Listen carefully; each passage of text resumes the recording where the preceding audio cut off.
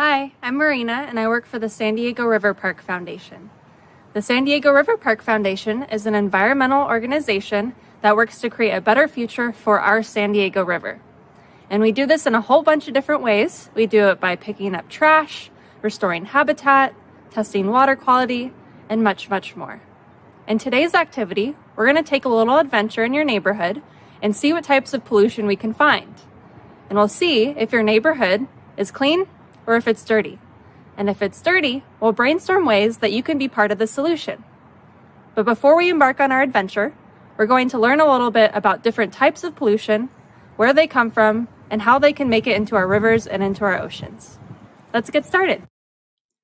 If you aren't familiar with the San Diego River, here's a map. The San Diego River is 52 miles long.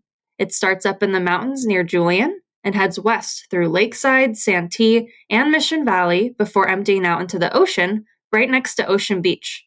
There's about 500,000 people that have a special connection to the San Diego River. This is because they live within the San Diego River watershed. And I bet some of you actually live in this watershed too. Some of you may have heard of that word watershed before. A watershed is an area of land that drains into a common water body, like rivers or the ocean. For example, you might live in El Cajon, which isn't exactly close to a river or the ocean. But in this area, there's a creek that flows through the city. This creek leads right to the San Diego River. Because of that, the land around Forester Creek, like El Cajon, is part of the San Diego River watershed. We all live in a watershed, which means that our actions on land will eventually have an impact on our rivers and our oceans, even if they aren't right next to us. When it rains on land, some of that water is absorbed by soil and plants, but most of it continues to move across the land from areas of high elevation, like mountains and hills, down to areas of low elevation, like valleys, rivers, and the ocean.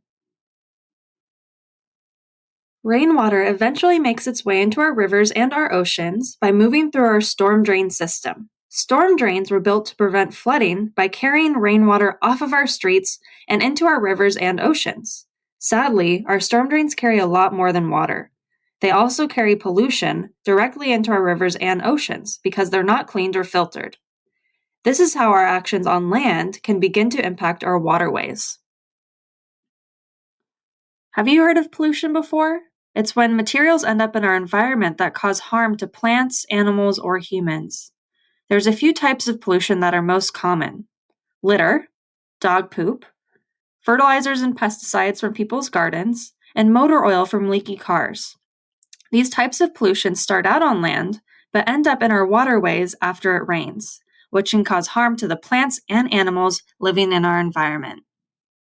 Now that we know about pollution and the harm it can have on our environment, I have an activity for you.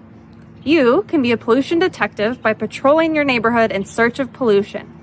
Remember, pollution comes in many different forms.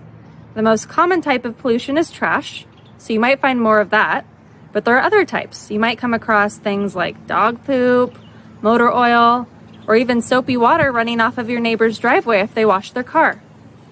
Each time you see a type of pollution, you can take notes on your pollution patrol tracking sheet. We'll put a link to that tracking sheet at the end of this video so you can print it out and take it with you on your walk. You can keep a tally of each type of pollution you find on your walk to get an idea of how clean or how dirty your neighborhood is. As you notice pollution, try to brainstorm ways that pollution could have been prevented. And for this activity, we're just going to be tracking pollution and collecting data. We won't be picking it up. But if you want to pick up trash in your neighborhood, that's great. Just make sure you ask an adult about how you can do it safely. All right, let's go have some fun.